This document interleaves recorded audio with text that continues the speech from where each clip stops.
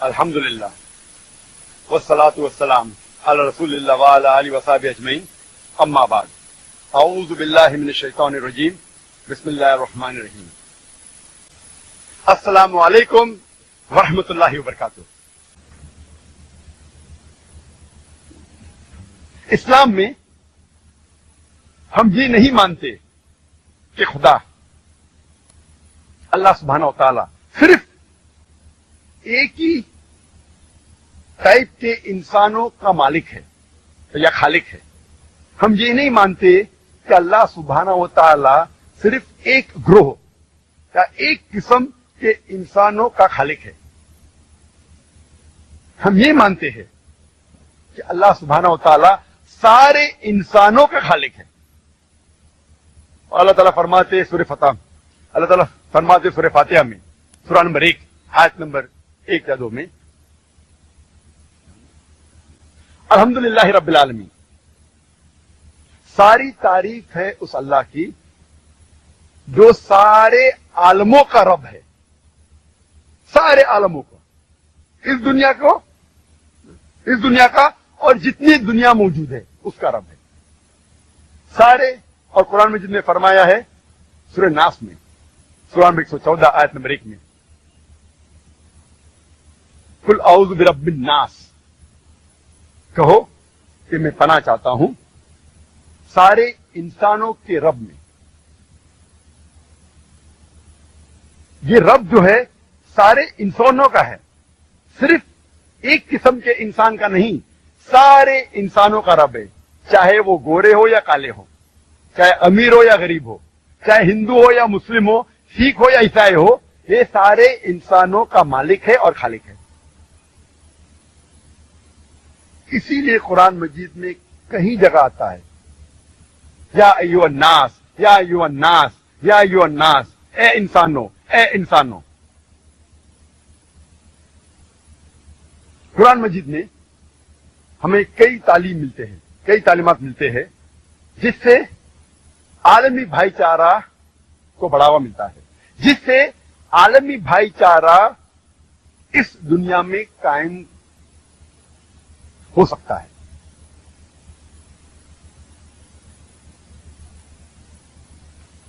اللہ تعالیٰ فرماتے ہیں سورہ مائدہ میں، سورہ نمبر 5 آیت نمبر 32 میں، کوئی بھی انسان دوسرے انسان کا قتل نہیں کرنا چاہیے، صرف قتل کے بدلے قتل، یا کوئی انسان اس زمین پہ فساد پھیلا رہا ہے، ورنہ کوئی انسان دوسرے انسان کا جب قتل کرتا ہے وہ گویا کہ ساری انسانیت کا قتل کر رہا ہے۔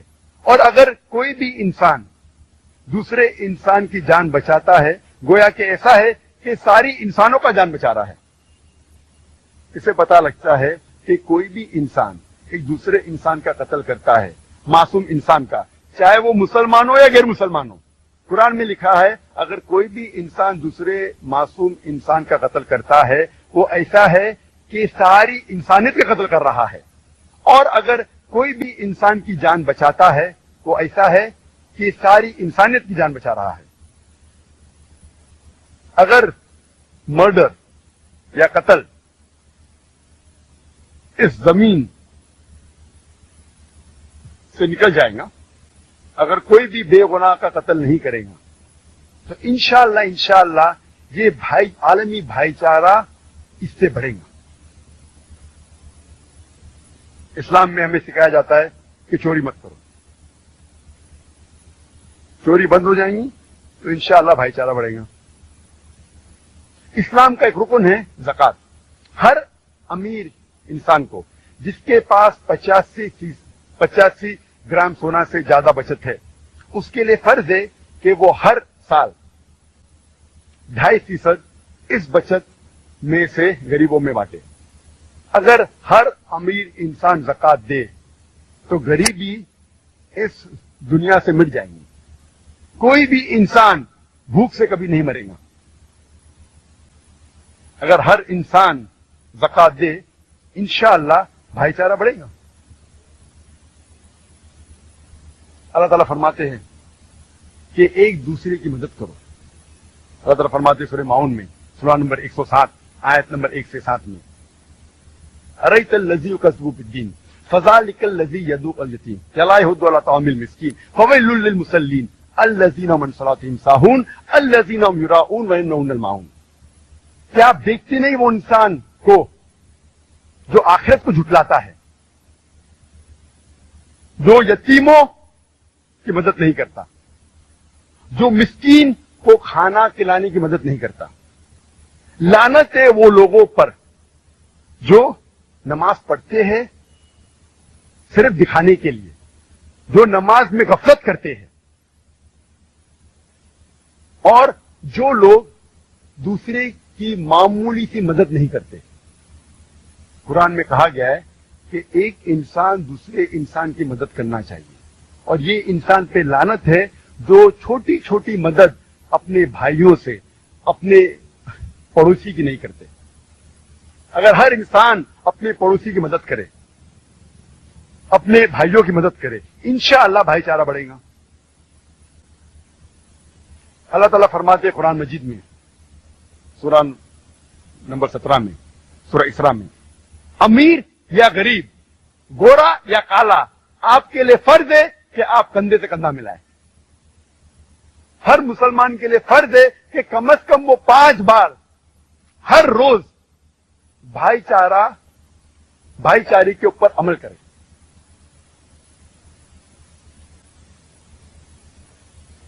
اسلام کا 5واں رکن ہے حج، اور حج ایک بہترین مثال ہے بھائی چارے کے بارے میں. حج سب سے بڑی سالانہ گیدرنگ ہے، جلسہ ہے،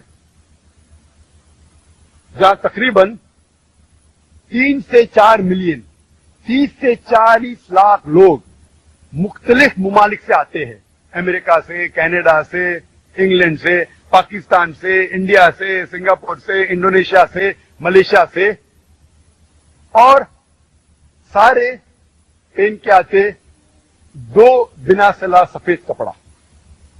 آپ یہ بھی نہیں پہچان سکتے جو سامنے آپ کے کھڑا ہے وہ راجا ہے کہ فقیر ہے.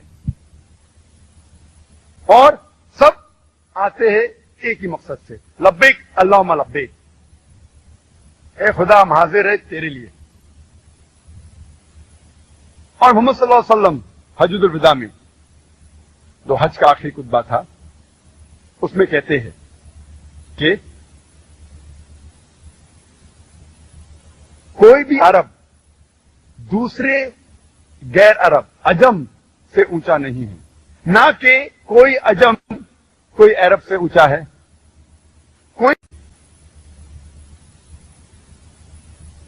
کوئی بھی عرب دوسرے غیر عرب عجم سے اونچا نہیں ہے، نہ کہ کوئی عجم کوئی عرب سے اونچا ہے.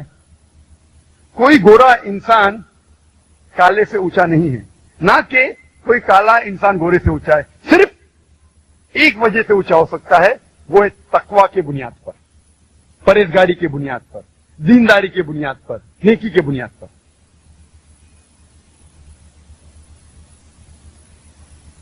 اسلام میں بنیادی رکن جو ہے وہ ہے توحید،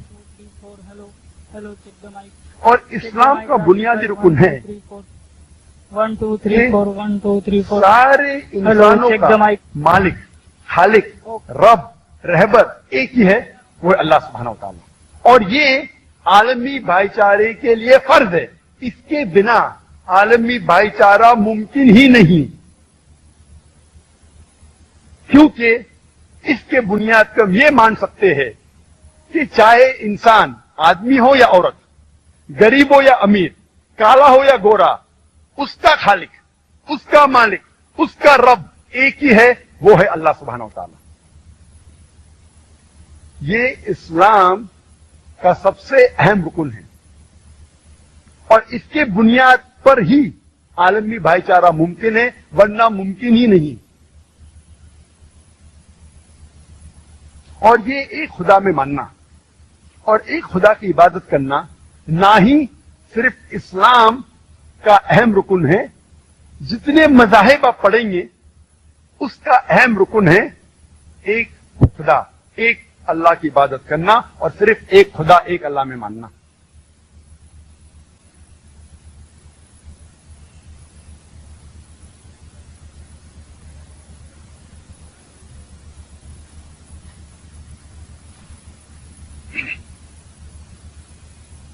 توحید سارے مذاہب کا رکن ہے.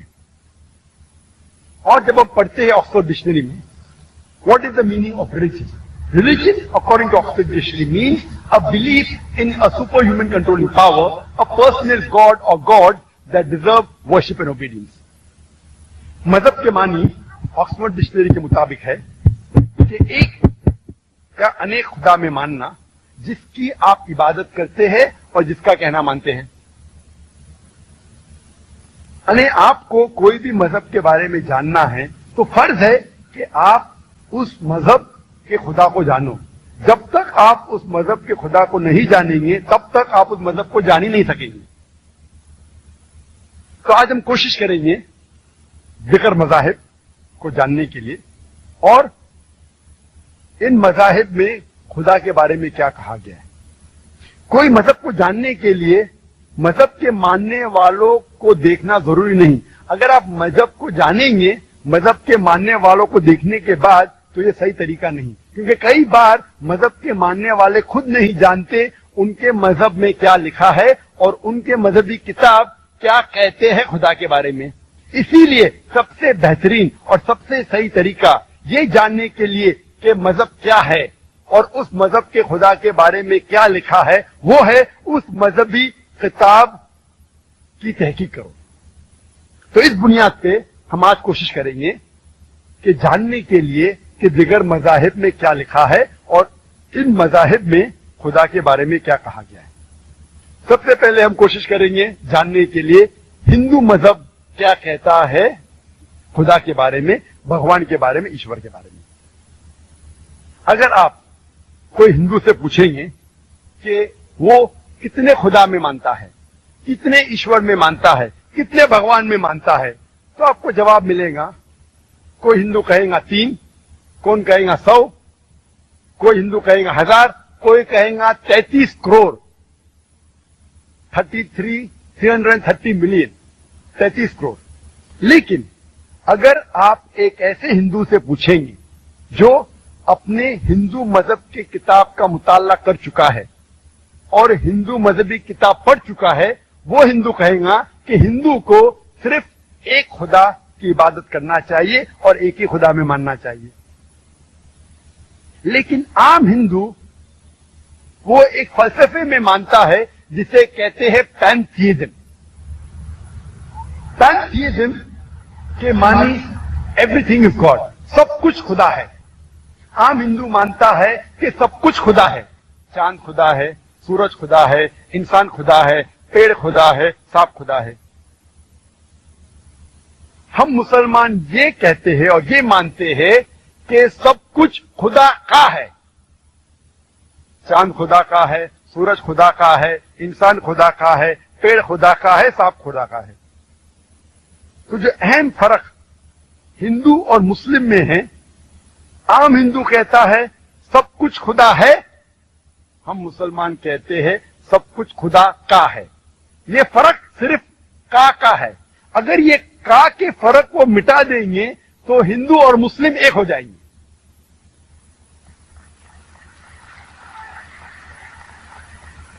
اس فرق کو مٹانے کے لیے اللہ سبحانہ تعالیٰ فرماتے ہیں سورہ عمران میں سورہ نمبر 3 آیت نمبر 64 میں, کل یا اہل کتاب کو اہل کتاب سے تعالوا الی کلمۃ سواء بیننا بینکم, آؤ ہم اس بات کی طرف جو آپ اور ہم میں یکساں ہے.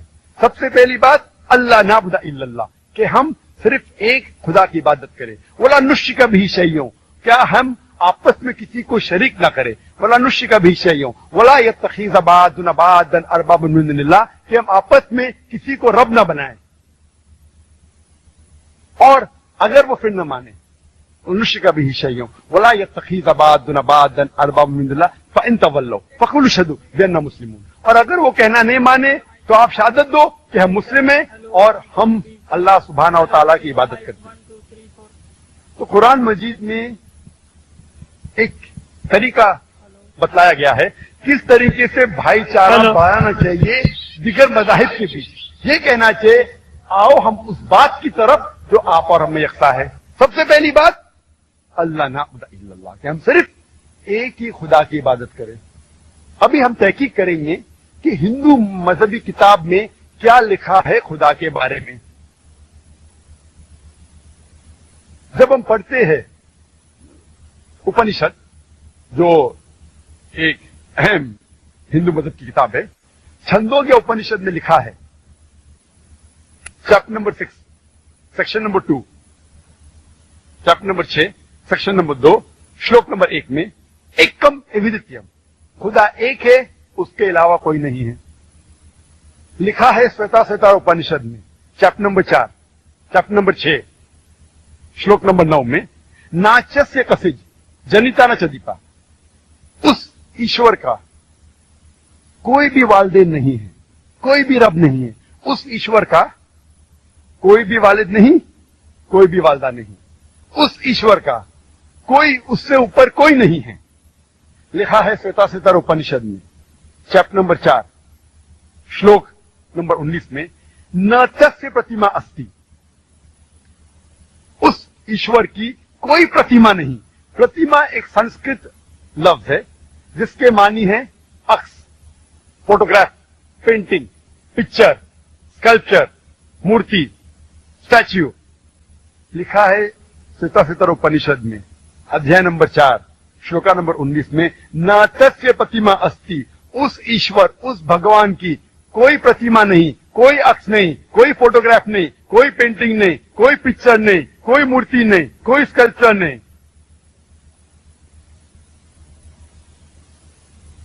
सबसे ज्यादा हिंदू मजहब में पढ़ी जाने वाली किताब है भगवत गीता।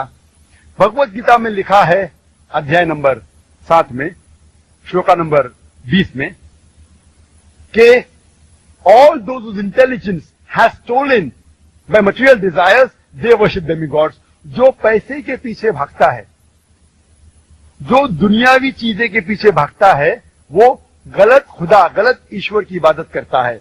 और कई जगह तफसीर में लिखा है इसके मानी ये भी होता है कि ये लोग जो पैसे और दुनियावी चीजें के पीछे भागते हैं वो मूर्ति की इबादत करते हैं।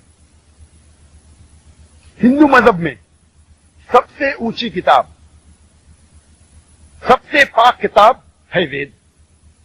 वेद में लिखा है यजुर्वेद अध्याय नंबर 32 मंत्र नंबर 3 में न तस्य प्रतिमा अस्ति, उस ईश्वर, उस भगवान की कोई प्रतिमा नहीं, कोई पेंटिंग नहीं, कोई पिक्चर नहीं, कोई पोर्ट्रेट नहीं, कोई मूर्ति नहीं, कोई स्टैच्यू नहीं, कोई स्कल्पचर नहीं। यजुर्वेद अध्याय नंबर 32 श्लोक और मंत्रा नंबर 3 में लिखा है नातस्य प्रतिमा अस्ति, उस ईश्वर की कोई प्रतिमा नहीं, कोई अक्स नहीं, कोई पिक्चर नहीं, कोई फोटो नहीं, कोई पेंटिंग नहीं, कोई मूर्ति नहीं, कोई स्कल्पचर नहीं, कोई स्टैच्यू नहीं। लिखा है यजुर्वेद में अध्याय नंबर 40 श्लोक नंबर 8 में ईश्वर पाक है और उसका कोई अक्स नहीं। लिखा है यजुर्वेद में अध्याय नंबर 40 श्लोका नंबर 9 में अंधात्म पविशंति या असंभूति उपासते, अंधात्म अंधकार, अंधेरा, वो लोग अंधेरे में दाखिल हो रहे हैं, वो लोग जो असंभूति की इबादत करते हैं। असंभूति मानी कुदरती चीजें, हवा, पानी, आग, वो लोग अंधकार में दाखिल हो रहे हैं, वो लोग जो कुदरती चीजें की इबादत करते हैं। और आगे लिखा है वो लोग और गहरे अंधकार में और गहरे अंधेरे में ढल रहे हैं, वो लोग जो संभूति की इबादत करते। संभूति मतलब इंसान की बनाई हुई चीजें, टेबल, चेयर, मूर्ति, गाड़ी, इसकी अगर इबादत करेंगे तो और गहरे अंधकार में आप जाएंगे। लिखा है यजुर्वेद में जिल्द नंबर 20 अध्याय नंबर 58 श्लोका नंबर 3 में देव मां ओसी, देव महाअसी, उसके मानी ईश्वर महान है। और सबसे पाक किताब वेदों में से 4 वेद है, सबसे पाक वेद है ऋग्वेद। ऋग्वेद में लिखा है जिल्द नंबर 1 में, अध्याय नंबर 164, श्लोका नंबर 46, इक्कम सत विप्र बहुधा विदान्ते। सत्य एक है, हकीकत एक है, ईश्वर एक है, खुदा एक है। और साधु संत लोग ईश्वर को, खुदा को कई नामों से पुकारते हैं। और सिर्फ ऋग्वेद जिल्द नंबर 2 अध्याय नंबर 1 में श्लोक नंबर 1 से 11 में तकरीबन 33 सिफत खुदा के दिए हैं। ईश्वर की कोई प्रतिमा नहीं, कोई अक्स नहीं, कोई पिक्चर नहीं, कोई पेंटिंग नहीं, कोई मूर्ति नहीं, कोई स्कल्पचर नहीं, कोई स्टैच्यू नहीं। और एक सिफत जो दी गई है ऋग्वेद में जिल्द नंबर 2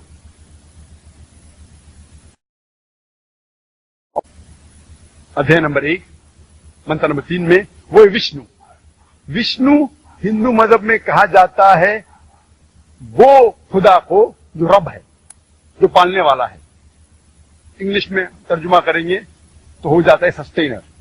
हम मुसलमान को कोई एतराज नहीं अगर कोई कहता है कि खुदा सस्टेनर है, या खुदा रब है, या खुदा विष्णु है। लेकिन अगर कोई शख्स ये कहता है कि विष्णु वो खुदा है जिसके पास 4 हाथ है, एक हाथ में चक्रा है, दूसरे हाथ में कौंच है, और वो पानी पे जा रहा है सांप पे, या उड़ रहा है हवा में गरुड़ा पे, हम मुसलमान उसके ऊपर एतराज देते हैं, क्योंकि ये उनके मजहबी किताबों के भी खिलाफ है। यजुर्वेद अध्याय नंबर 32 श्लोका नंबर 3 में लिखा है, नातस्य प्रतिमा अस्ति। उस भगवान की कोई मूर्ति नहीं, कोई अक्ष नहीं, कोई प्रतिमा नहीं, कोई पिक्चर नहीं, कोई पेंटिंग नहीं, कोई स्टैच्यू नहीं। लिखा है ऋग्वेद में जिल्द नंबर 8 अध्याय नंबर 1 श्लोका नंबर 1 में, माच जनदी संसद। इबादत सिर्फ उस ईश्वर की करो, तारीफ सिर्फ उसकी है। लिखा है ऋग्वेद में जिल्द नंबर 6 अध्याय नंबर 45 श्लोका नंबर 16 में, या एक मुश्ती ही इबादत करो सिर्फ एक खुदा की, तारीफ सिर्फ उसकी है। और हिंदुइज्म का ब्रह्म सूत्र, हिंदू धर्म का ब्रह्म सूत्र है, एकम ब्रह्म द्योत्या नास्ते, नेना नास्ते किंचन। भगवान एक ही है, दूसरा नहीं है, नहीं है, नहीं है, जरा भी नहीं है। There is only one God, not a second one, not at all, not at all, not in the least bit.